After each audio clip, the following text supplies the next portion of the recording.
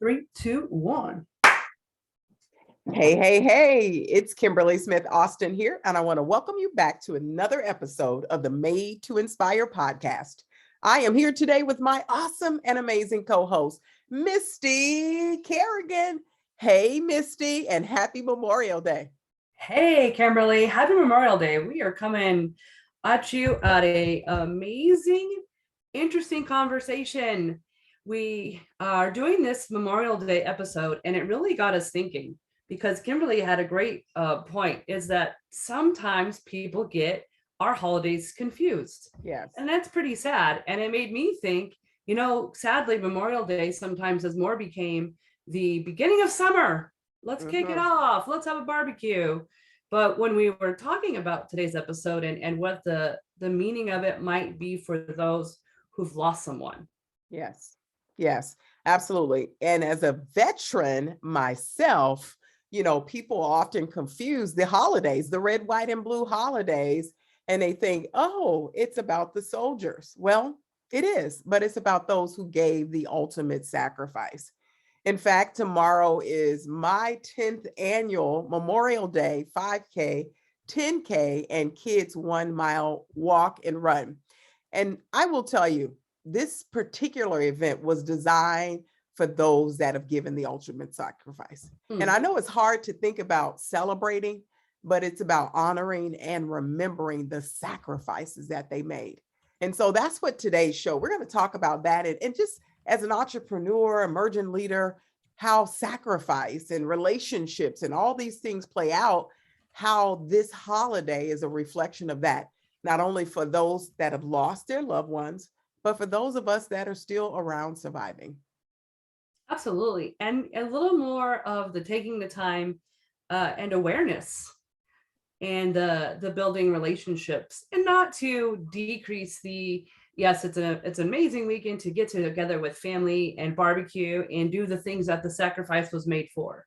A lot of those that are still here that have fought for our country, or those that have gave their lives in the sacrifice of fighting for our country, is so that we have this country where it is an opportunity to do the things, to have the celebrations, to engage in the arguments, to fight about the amendments, ironically, and to really have that opportunity to not be told what it is that you're going to do because of your last name or skin color or what your father or mother did before you. Because there are still countries today where your adulthood is determined through your family lineage or your last name.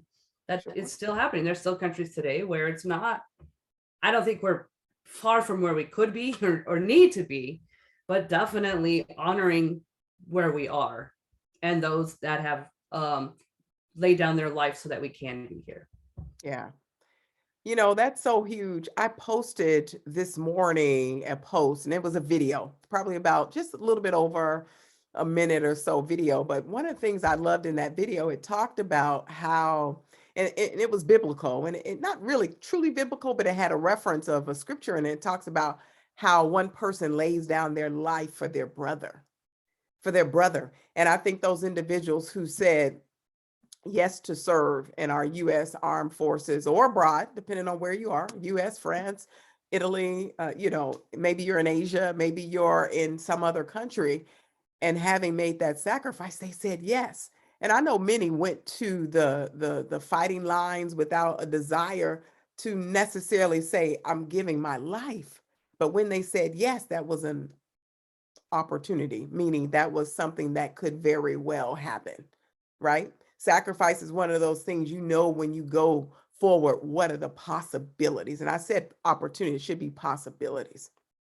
And there's so many who did not survive, who did not come back to their families. And just thinking about it, it just really makes my heart sad. But I know that that's when you love something so much, your countrymen, that you're willing to give it all. Boy, that's a lot. That's a lot. And there are so many who did that for us, for me, for you, Misty, and for all of those that are listening here. And so we honor you. We honor them. We honor their families.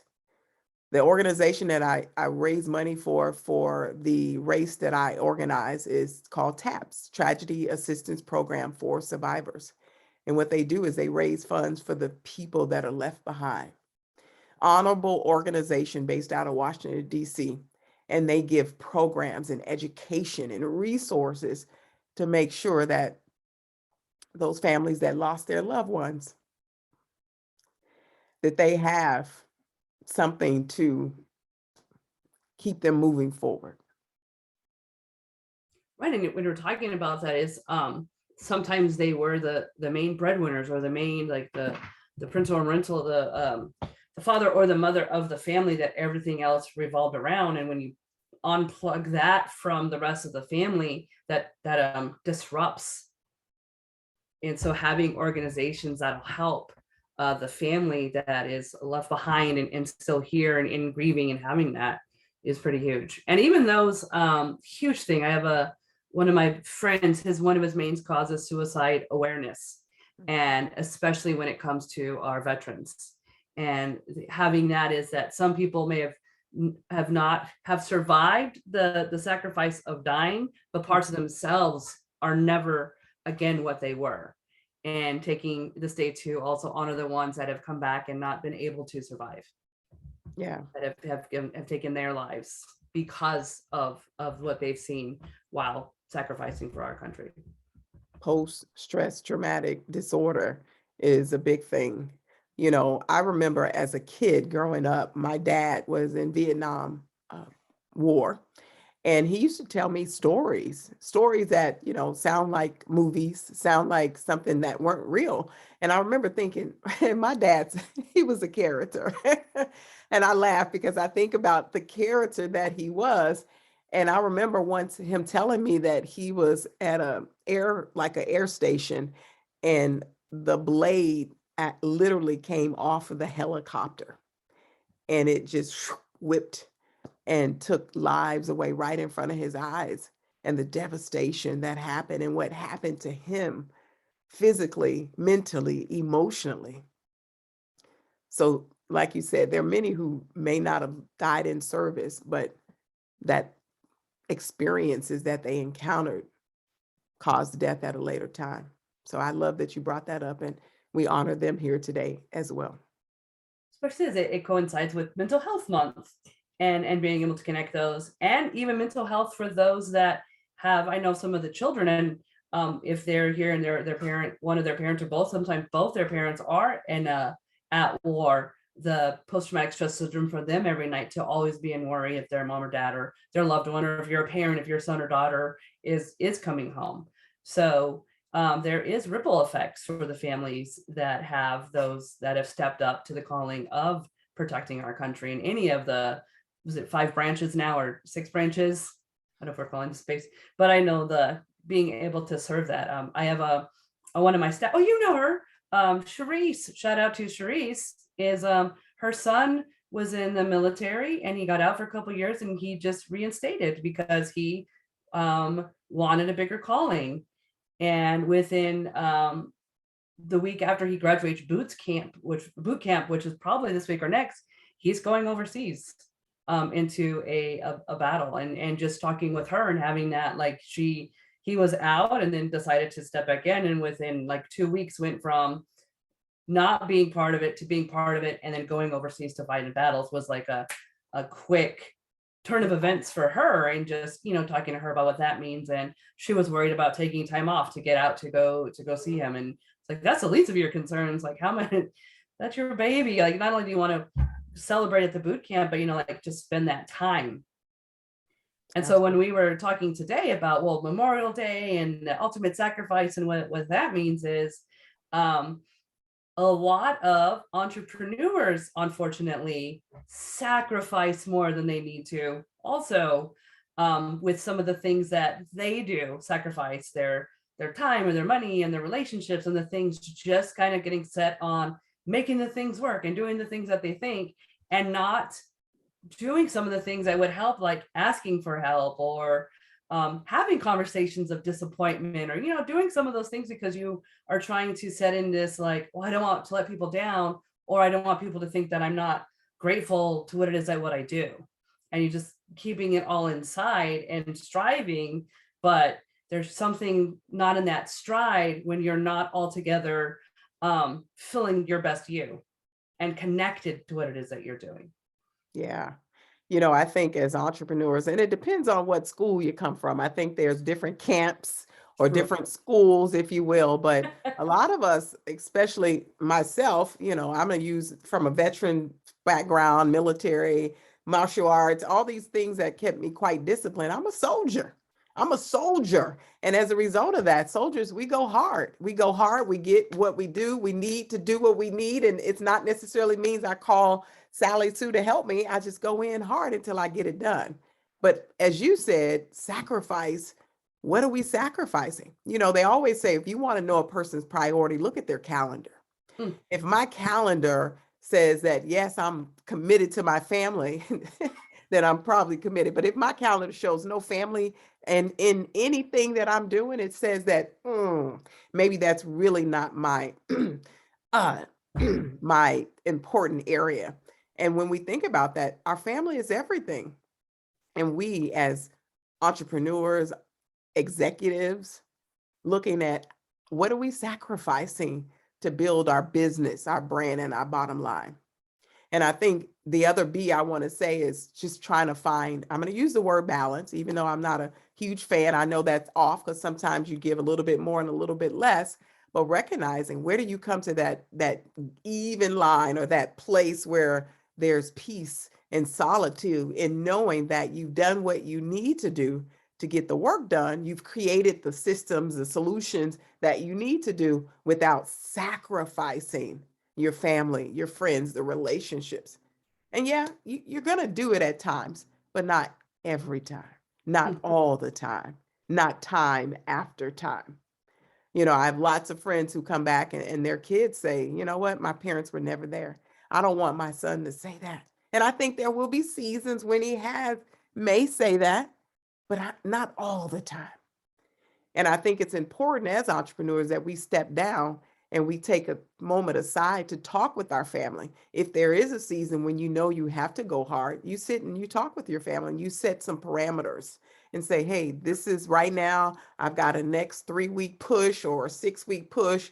Here's what I'm working towards, and ask for their permission.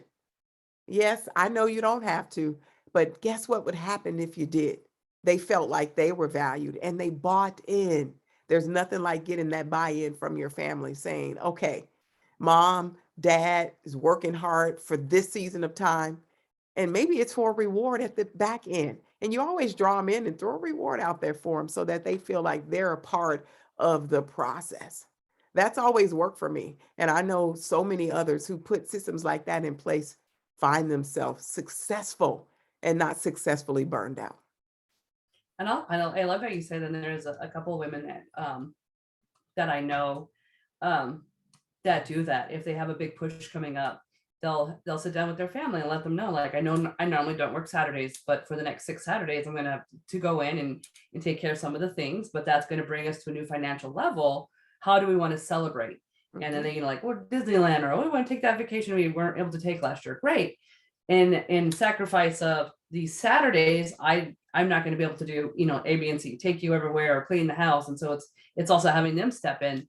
There's nothing worse than being an entrepreneur who's also head of household, and you work all day and you're sacrificing and you come home and your house is in disarray and you're tired and you have kids, grown or not grown, but they could pick some stuff up. They could do some dishes and then like, oh, I forgot, or I didn't see it. And just having that, like, everything. And I think that's when that starts to weigh on you, right? Is if and men do it too sometimes, is, oh, if I'm sitting at home, I'm thinking, what am I not doing at work? If I'm at work, I'm thinking, what am I missing at home? And you're really truly never in that moment because your brain always has you in regret or fear. Absolutely. Absolutely. And we definitely, even though we know sacrifice is necessary, we know that we're going to have to make those things, but we have to do it with terms, with a fine plan. And I think that's something we want to challenge you to look at as you really think about the sacrifice of our soldiers giving the ultimate sacrifice, but even you as a leader, as an entrepreneur, as a business owner, what does your sacrifices look like? How do you create a plan around it so that you're successful in the end? And no one loses, that it becomes a win-win. And I know sacrifice typically has a negative connotation, but it really is a win-win if you look at it that way. And we want you to draw up a little plan to help you do just that. You know, and when it comes to sacrifice, instead of in these terms, right, is not looking at it as I'm forced to give up something that I love. Mhm. Sacrifice could easily be, are you willing to trade a couple hours of sleep for a couple hours of work so that you're off earlier and eat dinner and play a board game with the family? So Mhm. instead of getting up at 6 a.m., you're up at 4 a.m. because those 2 extra hours will put you home at an hour where you're eating dinner and tucking kids in. Yep. So you Smart. might get a little less sleep, but you've now met everything around it. Not that sleep's not important, but Right. even that thing is maybe sacrificing. And this is the stuff we tell ourselves, oh, I need TV for downtime, or oh, I like social media. Yeah, 10 minutes can lead to 2 hours. And in those 2 hours, you've already sacrificed time that you could be building something. And I always laugh because I was like, oh, have you seen this series? And I heard a guy say it once and I was cracking up, and I'm like, I'm going to use that. He says, Netflix isn't going anywhere. And in 10 years, when I'm ready to catch up on all the series, he's like, I'll be the guy reminding you, did you remember this episode? He's like, because right now I have time, I have to work. He's like, I Right. don't have time to Netflix. He's all, but I'm telling you, in 10 years, when I cut back, I will be Netflixing like nobody's business, but it'll be on a beach and it'll be with no financial worry whatsoever. So I always laugh. I'm like, I'll catch up. I'll call you. Let me know when you start those series that people watched 20 years ago. And I'm like, did you see that last night? But it was like, now Netflix doesn't mean I have to stop and watch. Netflix tells me it's going to be there when I'm ready. I'm going to still prioritize. So I like taking the word out of sacrifice and putting in the word prioritize. What are you prioritizing? Because that word sounds more palatable, and there's just something about it when you're like, I prioritize my health. I prioritize my family. I prioritize my business. Sounds way more than like the martyr of I've sacrificed all this just so we could have something of this.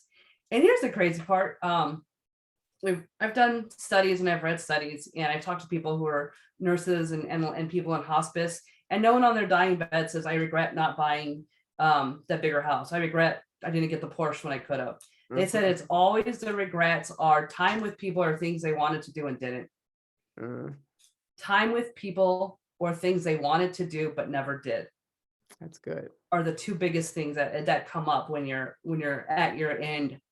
And so those are the things to look at is what are you really sacrificing for? Sure. And checking in with that, because if we get lost in comparing ourselves to the Joneses and oh, they got this, I gotta go out and get that. Like sometimes it's not about the bigger, the better, or the faster. It really just is about the time, Mhm. the That's time and good. what you're doing it with the people that you love. That's good. That's so good. That just brings me to giving them a few things to walk away with today from today's show, our action items, and thinking about the one thing I'll say, which is key, is be in your moments, be the Mhm. moment, experience it, sit in it, enjoy it, and that's one of the things that we have to think about. We're so busy doing life. I Mm. remember a quote saying, people are so busy making a living that they don't live their life, or something of that nature. It's something right in that frame, basically saying they're too busy making money that they're not living, they're not enjoying the living that they've created. And so I want to encourage you guys today to be in your moments. And we've got three things to think about. Number one, Misty, what is it? I know it sounds counterintuitive, and especially coming from us because we're always so high energetic and like woo, but it really is feel the loss. Sometimes things happen in our businesses and it sucks. And it just takes a few minutes to kind of sit and think about why did it go wrong? Why did it suck? Could I have done something better? Did I miss a step? And not in a, oh, I'm a victim, but in a victor sort of way, so that you're really looking at, I want to feel and connect to it so it doesn't happen again. Mhm. Sometimes we are so disconnected from the negative emotions that we're too disconnected because we keep making the same mistakes. Mhm. Um, there is also a belief out there that if you keep creating and making the same mistakes because you haven't got the lesson from it. Absolutely. Exactly. I love it. You know, one thing I like to think of, or as I think of feel the loss, I think of the quote, and I'm sure you've heard it, embrace the suck, right? Embrace the suck. It's there, it's a part of the process. You know, one of my athletes that I coach, she went out this weekend for a 100-mile race, her very first one. And I'm staying in touch with her, communicating with her all throughout the weekend. 41, she was doing good. 43, she was ready to call it done. She's like, this is horrible. Why did I think this was great? This is ridiculous. 50, she was like, all right, I'm going to keep going. I'm going to keep going. And this morning, I received a text that she called it quits at 75. She says, I can no longer lift my legs. I can no longer I can no longer feel my feet, but she kept herself going. She embraced the suck as long as she could. And so when it talks about and feel the loss and recognize that there's pain in the process, but you can keep going. Pain in the process, which is number 2, learn the lesson. You know, if, as Missy said, if you keep going through that same cycle over and over again, it's because you missed the lesson. You weren't paying attention. And I love it. We don't lose, we learn, but we only learn when we listen, when we observe. If we keep thinking we're above all things and we don't give ourselves an opportunity to really absorb and take in the lesson, we'll miss it. You So learn the lesson. absolutely nailed it. With the lesson doesn't come from the experience. The No. lesson comes from the reflection of the experience. So it's taking that time to reflect in it. Maybe it's feeling the suck, maybe it's thinking about it, but just because you go through something and experience it doesn't mean you gain anything. That's it. You know, in fact, I also believe, Misty, this success is in the steps. It's not at the finish line, right? It wasn't at my athlete's finish line. It was in the process that she's learning, that she's looking, that she's observing and saying, okay, what did I do? And that's why we can't always feel like if we didn't win, quote unquote, the race or whatever that thing is, that we missed out. No, no, no, no, my friends. There's so much to be learned in the process. The steps, success is in the steps. I love that. So we have feel the loss, learn the lesson. And what's our third thing? Celebrate the win. Our favorite thing. And I'm going to go back again to my athlete. She did 75 miles. The goal was 100. But guess what? She did 25 more than she have ever done before.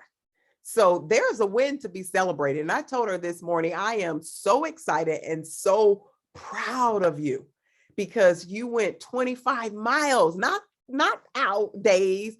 She, number 1, was in 3rd place. Number 2, she did it faster than she had done some of the other stuff before. So there is a win to be celebrated. Again, it's not always about the finish line that determines the win. We have so many things in our lives, small, big, minuscule, that we can celebrate, but we have to learn how to just take note, to pay attention and celebrate. Really, and I'm just letting it sink in and not like, and I could see your athlete. What a great comparison is like, yeah, I can be, I wanted 100. And then to take the moment and be just sit in the moment, like 75 is almost 3 back-to-back marathons. And that says something that I was really pushed myself and honoring that, because we'll downplay so fast. As soon as we do something, our brain just downplays it. We're trying to be humble. Well, how you could be humble and still be in awe of you did something, or you got that new contract. You rewrote the book that we set out to do, or we have the just in awe of the accountability group that we have running right now, and just taking those moments to be like, wow, it goes back to when we get so excited is we had an idea and then we watched it fruition. And I think that like you said in those steps too is just taking that time to honor that you did something, that something was accomplished, and then you take the lesson and then you learn any feeling the loss of the day, and then you can move on, but not just move on for move on's sake, but intentionally moving on to do and be better. That's right. That's right. And celebrating the win means, reflecting on it, taking notes, so that I call it a debrief. Debrief. You want to debrief yourself with yourself, making notes, because, the opportunity may present itself again, maybe in a different light, a different way. But if you've taken that time to celebrate and honor, success is pending. It's loading. You see that loading chart. Success is loading. There's more in the future to come. So super excited today to be here with you all. And I know it's Memorial Day and maybe not the most exciting topic, but we, of course, had to come to you today and talk about something so important, that ultimate sacrifice. And we are so grateful for those that gave. And we're excited that we can give too today. And so, like we say every single week, there is something out there waiting for you. Now go get it.